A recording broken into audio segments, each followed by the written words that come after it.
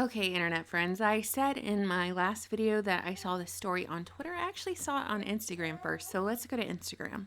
This post is from Tiffany. It says, long post, but please read. Jaxson Wyatt was born April 18th at 4 p.m., 6 pounds, 13 ounces, 20 inches after a great labor and delivery.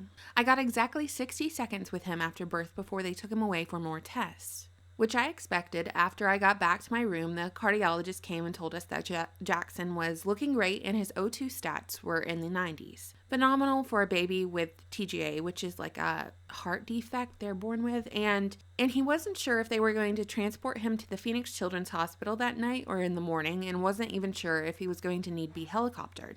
Shortly after, the nurse told me I tested positive for COVID. I do not have COVID. I am not sick. I haven't been exposed to anyone with COVID. I had it back in December, but never tested for it. They treated us different from then on. Around 6 p.m., I kept asking for another update on Jaxson with no response.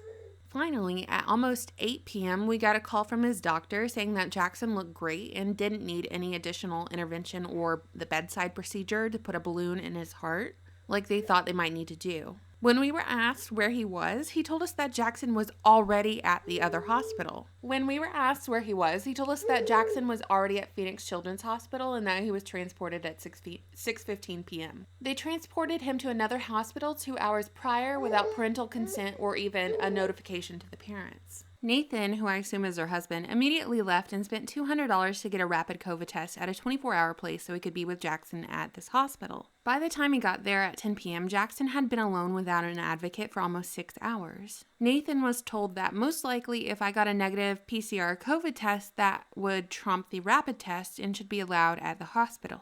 So I checked out of the hospital at 10 p.m. after 6 hours and went and spent $400 and got a PCR test. There is almost no worse or empty feeling than giving birth and going home empty-handed. By 12 p.m. the next day, I had my negative PCR test and went back to the hospital where I got to meet my son for the first time after giving birth 24 hours prior. Within 10 minutes, they had higher-ups at the hospital in our room and had brought security with them to notify us that they would not accept my negative test, and I had to leave the hospital for 10 days before I would be allowed back in to be with my baby. I was only able to hold Jaxson for 5 minutes before being kicked out of the hospital for 10 days.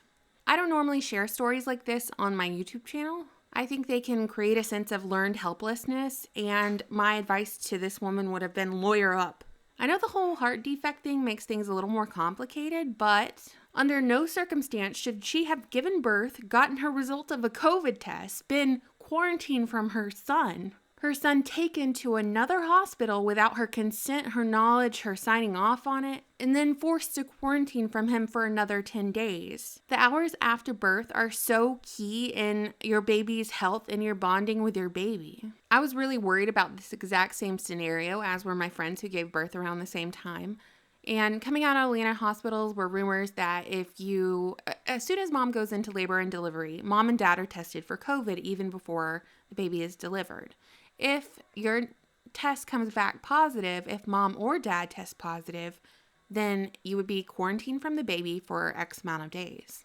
And I don't know about you, but that sounds a lot like kidnapping to me, like what this mom experienced with her child being transported to another hospital without her even knowing hours after birth. And this is an ongoing issue for pregnant mothers right now, that they have to worry about this. I mean, here's what I have to say about my own birth experience.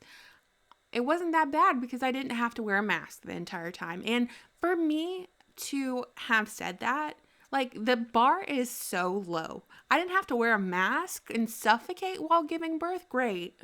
Had a good experience. Great. So if you're a mom about to give birth in the hospital, know that you can't be held there against your will. They can't kidnap your child from you. You are your child's only advocate.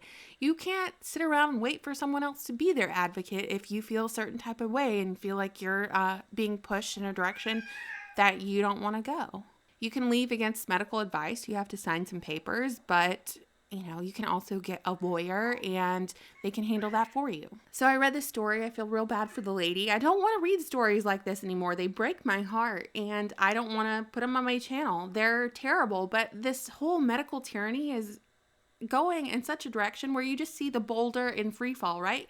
And you can tell everyone standing underneath the boulder where it's going to land to get out of the way, but how many will listen? I hope that some people are listening. And because if you don't say enough is enough and you don't advocate for yourself, for your children, no one else is going to say it for you.